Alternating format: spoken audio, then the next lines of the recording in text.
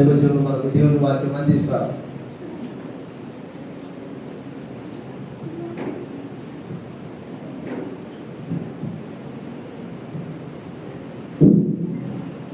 దేవుని ఘనమైన నామమునకు స్తోత్రములు చెల్లిస్తున్నాను. చాలా చక్కని సమయం. మరి ఒక సంవత్సర కాలం అంతా కూడా ఎదురు చూస్తే కానీ ఈ యొక్క గుడ్ ఫ్రైడే మనకు రాదు. అయితే ప్రతి సంవత్సరం కూడా మనము శుక్రవారం 7 మాటల ధ్యానం ద్వారా మనం ఏమి నేర్చుకుంటున్నాం, మన జీవితాలను ఏ విధంగా ముందుకు తీసుకెళ్తున్నాం అనేది మనం నెమరు వేసుకోవాలి. ప్రియుల వాక్యంలోనికి మనం వెళ్ళినట్లయితే యోహాను సువార్త 19వ అధ్యాయము 28వ వచనం. అటు తరువాత సమస్తము అప్పటికీ సమాప్తమైనదని యేసు ఎరిగి లేఖనము నెరవేరినట్లు నేను తప్పికొనుచున్నాను అని. ప్రియమైన సంగమా, దేవుని బిడ్డలారా, లేఖనము నెరవేర్చున్నట్లు యేసు క్రీస్తు ప్రభువారు ఈ లోకములో జన్మించడము లేఖనముల ప్రకారం, ఆయన మరణము లేఖనముల ప్రకారం, ఆయన శిలువ యాగము లేఖనముల ప్రకారం, పునరుత్థానము కూడా లేఖనం. ప్రతిదీ కూడా యేసుక్రీస్తు వారు లేఖనములను నెరవేర్చి తద్వారా ఆ లేఖనాన్ని మనకిచ్చారు. మీరు కూడా నెరవేర్చండి. అయితే ప్రియులారా, ఈ వాక్యంలో మనము బాగా ధ్యానంలోనికి వెళ్ళినట్లయితే దేవుడు తన కుమారుని లోకానికి పంపిన ఉద్దేశం మనమందరం కూడా డిసెంబర్ మాసంలో చాలా ఉత్సాహంగా నెల రోజులు జరుపుకొని ఉంటాం. రక్షకుడు మన కొరకు పుట్టి ఉంటాడు. ఆ రక్షకుడు ఏ విధంగా మనల్ని ఏర్పరచుకున్నాడు, ఆ ఏర్పాటు తగినట్లు మనం ఎలా జీవించాలనేది కూడా ప్రభు రాశారు. ఎప్పుడు ఏర్పరచుకున్నాడు అనేది కూడా వాక్యంలో రాశారు. ఈ లోకము, ఈ జగత్తు పునాది వేయబడక మునిపే దేవుడు క్రీస్తులో, తన ప్రేమలో, క్రీస్తు ప్రేమలో మనల్ని ఏర్పరచుకున్నాడు. ఈ ఏర్పాటు ఎలాంటి ఏర్పాటు అంటే, మన జీవితాలు ఎలాగ జీవించాలి అంటే పరిశుద్ధులుగాను నిర్దోషులుగాను జీవించాలని ఆయన ఏర్పరచుకున్నాడు. మరి అట్టి పరిశుద్ధుడు ఈ దినం 2000 సంవత్సరం కిందట సిలువలో వేలాడి ఆ శ్రమలన్నిటినీ, మన పాప శాపములన్నిటిని మోసుకొని ఆయన శిలవయాగములో భరించుచున్న మాటల్లో 5వ మాటగా నేను తప్పిగా కూర్చున్నాను. నిజం. ఆయన దప్పిక ఏంటి అనేది మనం చాలాసార్లు, చాలా సంవత్సరాలు కూడా విని ఉంటాము. అయితే ప్రియులారా, ఆయన దప్పిక ఉన్నప్పుడు అక్కడ ఉన్న మనుషులు ఎలాంటి దాహాన్ని ఇచ్చారో మనం చూసినట్లయితే, చిలకతో నిండి ఉన్న ఒక పాత్ర అక్కడ పెట్టి ఉండను కనుక వారు ఒక స్పంజి చేతులతో నింపి ఇస్సోపు పుడకను తగిలించి ఆయన నోటికి అందించిరి. ఆ ఇస్సోపు పుడక, ఆ స్పాంజ్లో ఉండే లిక్విడ్ ఏంటంటే సెడేషన్. అలాయినా ఆయన సెడేషన్లోకి వెళుతాడేమో అని వాళ్ళు అది ప్రిపేర్ చేసినట్లు మనం చూస్తున్నాం. అయితే ప్రభువైన యేసుక్రీస్తు వారు లోక సంబంధమైన దాహం కాదు, కానీ పౌలు ద్వారా ఒక మాటను చక్కగా మనకి వివరిస్తూ ఉన్నాడు. చూద్దాం. అపోస్తలుడైన పౌలు గారు హెబ్రోనుకు రాసిన పత్రిక 4వ అధ్యాయము, హెబ్రీయులకు రాసిన పత్రిక 4వ అధ్యాయము 15వ వచనాన్ని మనం ధ్యానం చేద్దాం.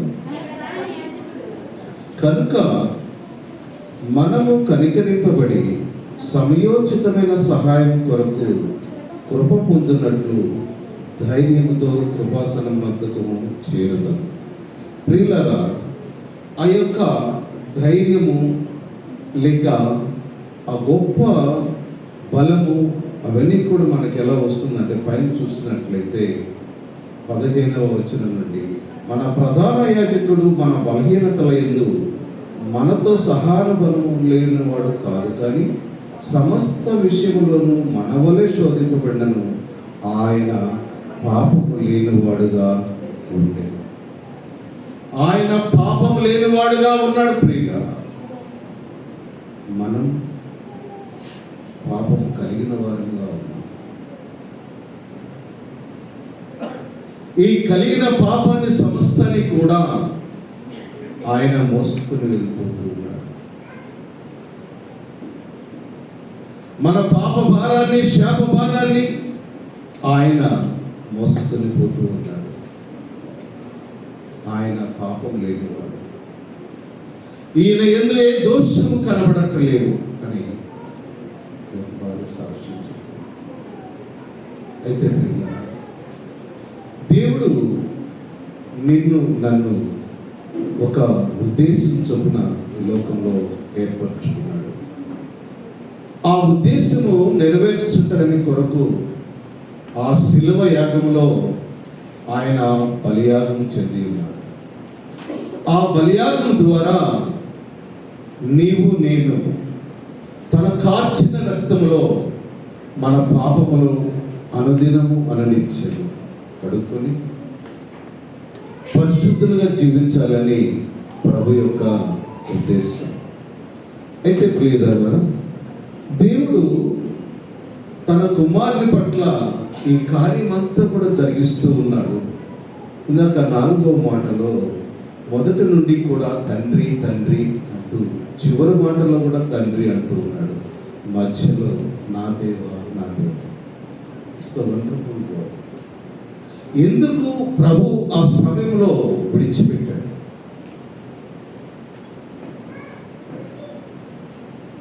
నీవు నేను చేసిన ప్రతి పాపమును ఆయన మోసుకొని పోతూ ఉన్నాడు. ఆ సమస్తమైన ఘోర ఆ శాపము పాపమును ఆయన చూడలేక తండ్రి మౌనంగా ఉన్నట్టు చూస్తూ ఉన్నాడు.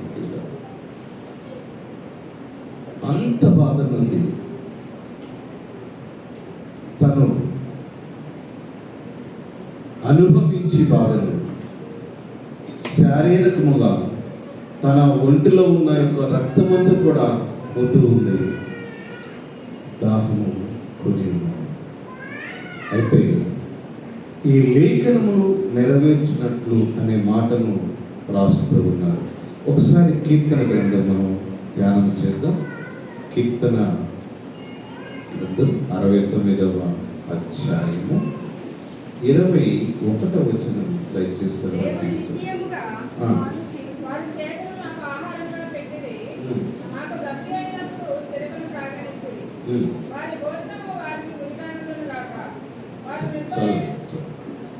వారు చేదును నాకు ఆహారంగా పెట్టిరి, నాకు దప్పి అయినప్పుడు చిరకను లేఖను.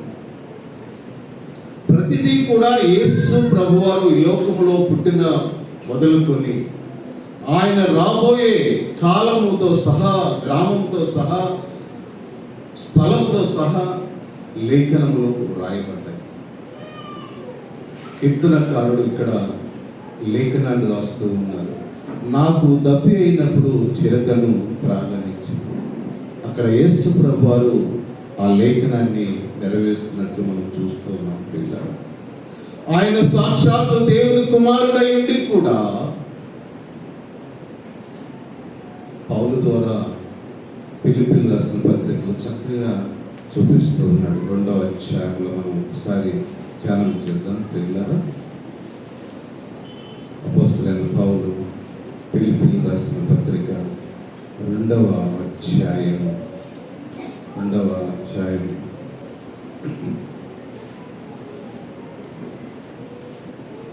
ఆయన దేవుని స్వరూపము గలవాడై, చూడండి, ఆయన దేవుని యొక్క స్వరూపము గలవాడై ఉండి దేవునితో సమానముగా ఉండుట విడిచిపెట్టకూడని భాగ్యం అని ఎంచుకొనలేదు, కానీ మనుషుల పోలికగా పుట్టి దాసుని స్వరూపమును ధరించుకుని తను తాను రిక్తునిగా ఏమీ లేనివాడుగా చూస్తున్నాడు.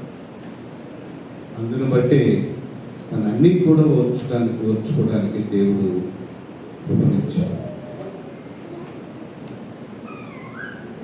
ప్రియులారా, దేవుడు తన యొక్క ప్రణాళికను యేసు ప్రభువారి పట్ల నెరవేరుస్తూ యెషయా గ్రంథంలో చక్కగా మాట్లాడుతూ, దప్పికున్న వారులారా నా యొద్దకు 55వ అధ్యాయంలో చక్కగా మాట్లాడారు సార్. చదవండి.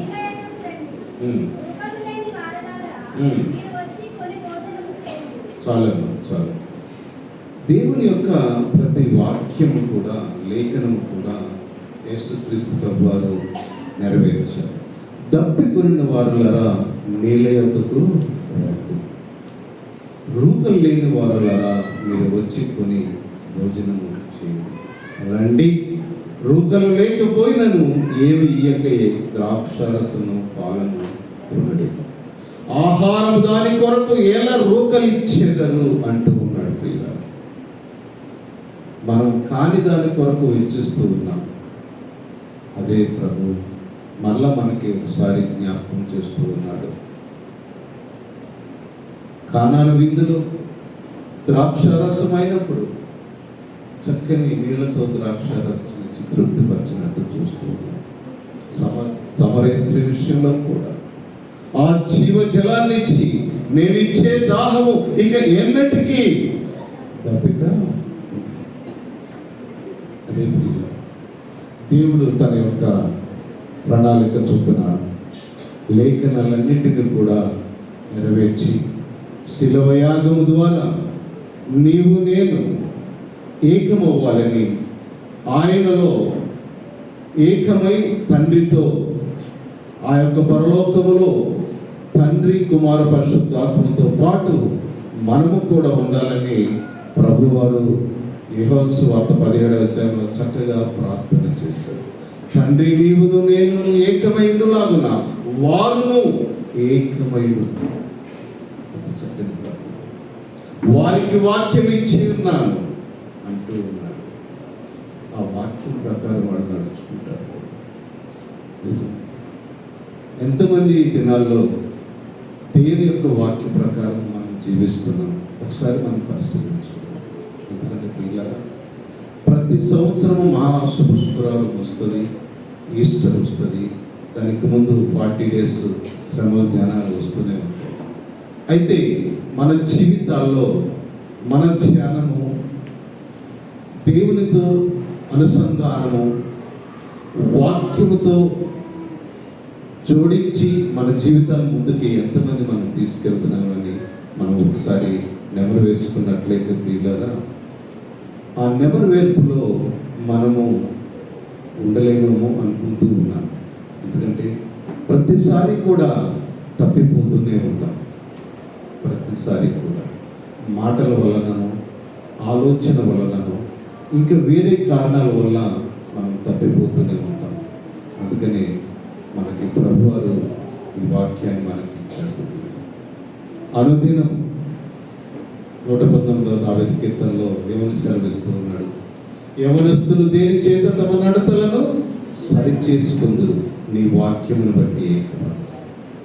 ఆయన వాక్యంలో ఉన్న మర్మాలన్నీ కూడా మనం నేర్చుకుని తద్వారా నీవు నేను ఆయన సన్నిధిలో ఆయన ఇచ్చిన జీవితంలో పరిశుద్ధముగాను నిర్దోషులుగాను జీవించాలని ప్రభు ఆశపడుతూ ఉన్నాడు. తలవలసినట్లయితే ప్రార్థనతో ముగిస్తాం. సర్వశక్తి గల ప్రేమ గల మా ప్రభువ, మీకే స్తుతులు స్తోత్రములు చెల్లిస్తున్నాం. మా ప్రభువ, మా దేవ, మహాశుభ శుక్రవారం ఆయన మేమందరము తండ్రి మీరు పలికిన 7 మాటలు మేము ధ్యానిస్తున్నాం. ప్రభువ, ఆ మాటల ద్వారా తండ్రి మేము నేర్చుకో